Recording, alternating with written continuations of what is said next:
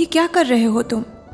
तुम्हें पता है इसके लिए तुम्हें नर्क की अग्नि में जलना पड़ सकता है और वो सारे पापों का बोझ भी ढोना पड़ सकता है जो तुमने कभी नहीं किए।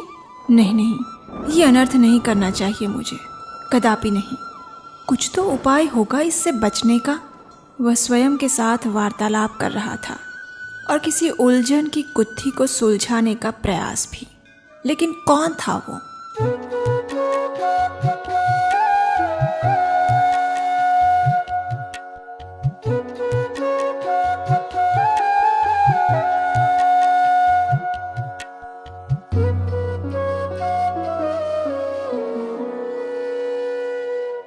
हरे कृष्णा। आज पांडुपुत्र भीमसेन कुछ उदास लग रहे थे, जैसे आज कोई ऐसी बात उनके कानों और मन में चुभ गई थी जिसने उन्हें विचार करने पर मजबूर कर दिया था। वैसे तो वो आज भी इंद्रप्रस्थ के राजमहल में अपने दैनिक कार्यों में व्यस्त थे, लेकिन उनका मन आज उन कार्यों में नहीं था।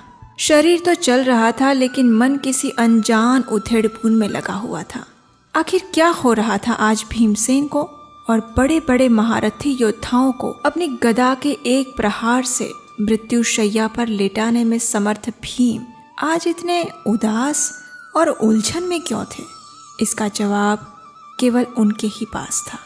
और आखिरकार अपने सवालों के जवाब प्राप्त करने हेतु वे निकल पड़े उस आश्रम की ओर जहाँ उनके पितामह श्री व्यास देव जी रहते थे। वहाँ जाकर उन्होंने अपने पितामह को प्रणाम किया और महाबलशाली भीमसेन बिल्कुल एक छोटे से बच्चे की भांति अपने पितामह के चरणों के पास जाकर बैठ गए।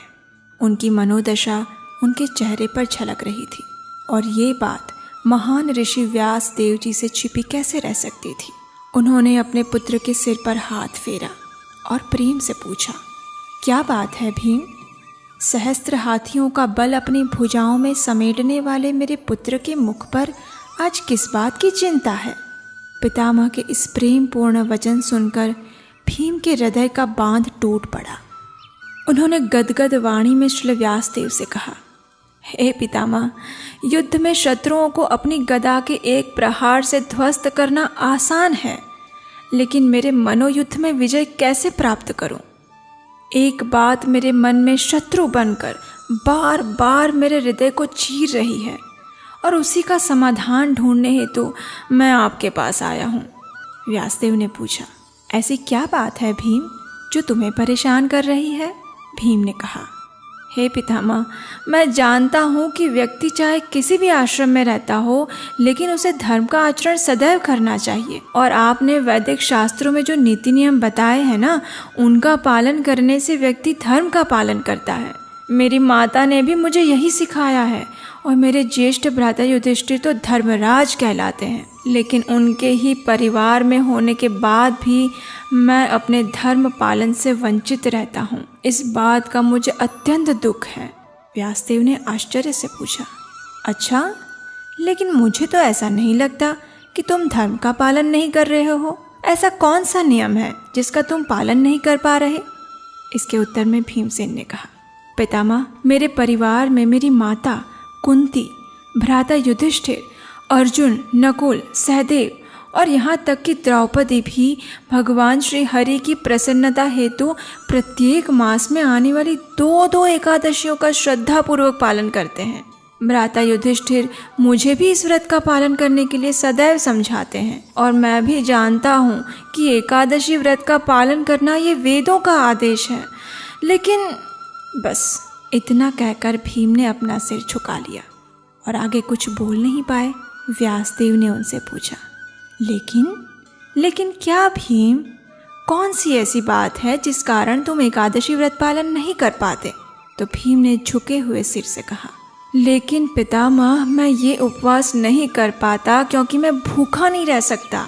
मैं 24 घंटे तो क्या, एक क्षण के लिए भी बिना भोजन के नहीं रह सकता पितामह। वृक नामक उदराग्नि सदैव मेरे पेट में प्रज्वलित रहती है, जिसे शांत करने हेतु मुझे बहुत सारा भोजन करना पड़ता है, और वो भी बार बार।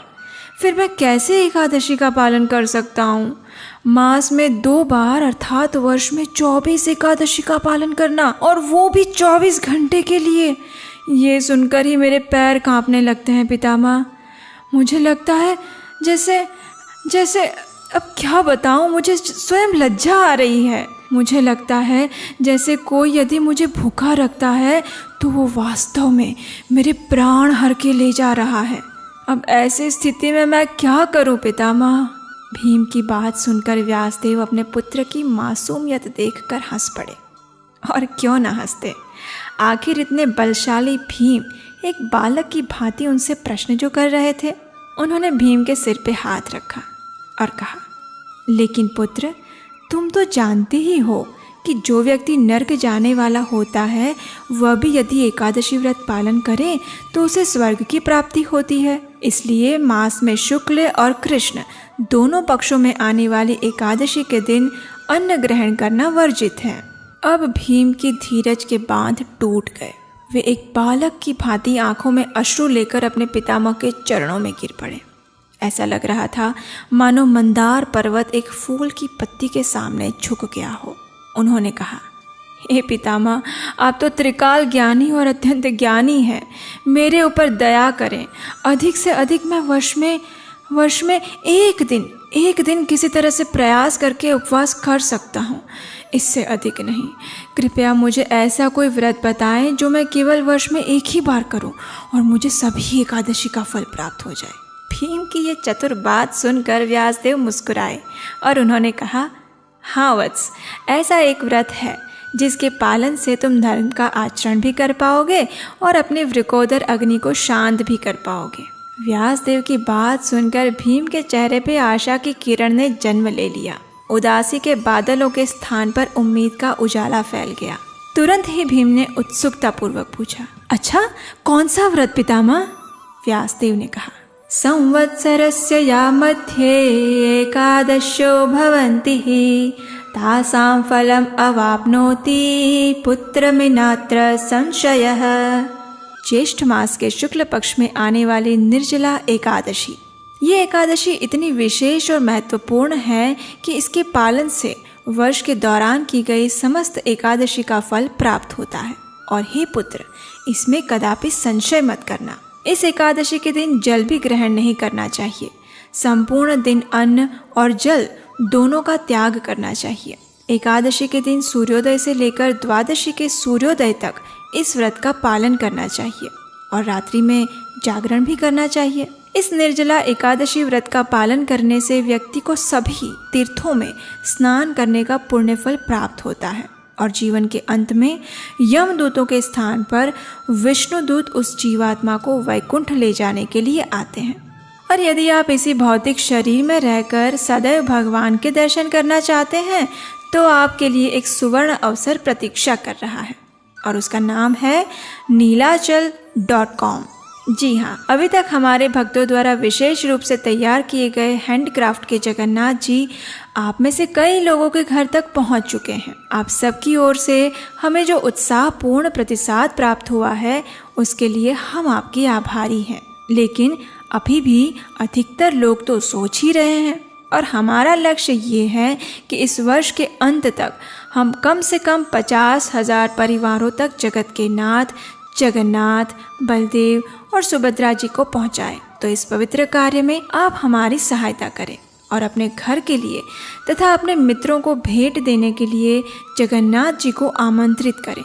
इसके लिए आप हमारी वेबसाइट नीलाचल.com पर जाइए और आज ही आमंत्रित कीजिए भक्तों के द्वारा विशेष रूप से तैयार किए गए हैंडक्राफ्ट के जगन्नाथ, बलदेव और सुभद्रा जी को अपने घर पर। और इसके लिए निर्जला एकादशी से सुनहरा अवसर और क्या हो सकता है। तो प्रतीक्षा किस बात की? यदि अभी तक आपने जगन्नाथ जी को अपने और अपने मित्रों को भेंट देने के लिए आमंत्रित नहीं किया है तो इस वीडियो को देखने के बाद तुरंत जाइए नीलाचल.com पर, जहां आपकी प्रतीक्षा कर रहे हैं स्वयं जगत के नाथ जगन्नाथ। चलिए वापस चलते हैं व्यासदेव जी और भीम के पास। तो इस प्रकार निर्जला एकादशी व्रत की महिमा गाते हुए व्यासदेव ने आगे कहा, हे भीम, भगवान श्री कृष्ण ने कहा है कि व्यक्ति के पाप कर्म भले ही सुमेरु पर्वत जितने अधिक हो लेकिन उसका नाश करने के लिए व्यक्ति को इस निर्जला एकादशी व्रत का पालन करना चाहिए। इसके लिए उसे पवित्र जल में स्नान करना चाहिए, भगवान के पवित्र नामों का अधिक से अधिक जप करना चाहिए, अन्न और जल का त्याग करना चाहिए और सुयोग्य ब्राह्मण या वैष्णव को यथाशक्ति दान देना चाहिए। इस प्रकार व्रत पालन करने से उसे अक्षय लाभ की प्राप्ति होती है। जब भीम ने व्यासदेव जी से इस एकादशी के विषय में सुना तो उनका मन प्रफुल्लित हो गया और उन्होंने कृतज्ञतावश व्यासदेव जी को दंडवत प्रणाम किया और कहा, हे पितामह, आपने आज मेरे हृदय के बोझ को हल्का कर दिया। सच में साधु संग से व्यक्ति का उद्धार हो जाता है। मैं अवश्य इस निर्जला एकादशी व्रत का पालन करूंगा और द्वादशी पर भगवान श्री हरि की पूजा आराधना करके दान भी दूंगा और इस प्रकार निर्जला व्रत का पारण करूंगा। बस फिर क्या था। उस वर्ष भीम ने निर्जला एकादशी का श्रद्धा और निष्ठा पूर्वक पालन किया और तब से इस एकादशी को पांडव निर्जला एकादशी या भीमसेनी एकादशी के नाम से भी जाना जाता है। तो आप सभी तैयार हो जाइए इस वर्ष की सबसे महत्वपूर्ण निर्जला एकादशी व्रत का पालन करने के लिए। और यदि आपको नहीं पता कि आप इस व्रत का पालन कैसे कर सकते हैं, तो उसके लिए हमने एक विशेष निर्जला व्रत पालन विधि वीडियो बनाया है। अगर आपने अभी तक नहीं देखा तो स्क्रीन पर दिए गए लिंक पर क्लिक करके देख सकते हैं। इसमें हमने आपके लिए वर्तमान समय में कुछ व्यवहारु उपाय दिए हैं, जिसकी सहायता से आप सरलता पूर्वक निर्जला एकादशी व्रत का पालन कर सकते हैं। और जैसा कि आप जानते हैं, निर्जला एकादशी एक ऐसा विशेष अवसर है जिस दिन दिया गया दान अक्षय हो जाता है, जिसका कभी भी नाश नहीं होता। तो यदि इस निर्जला एकादशी के अवसर पर आप भगवत गीता और श्रीमद् भागवतम जैसे वैदिक ग्रंथों के लिए या उनके प्रचार हेतु दान देना चाहते हैं, तो हमारी वेबसाइट गीतादान.in पर जाकर दान दे सकते हैं। क्योंकि भगवत गीता में भगवान श्री कृष्ण कहते हैं कि प्रत्येक व्यक्ति को यज्ञ, दान और तपस्या इसका कभी भी त्याग नहीं करना चाहिए।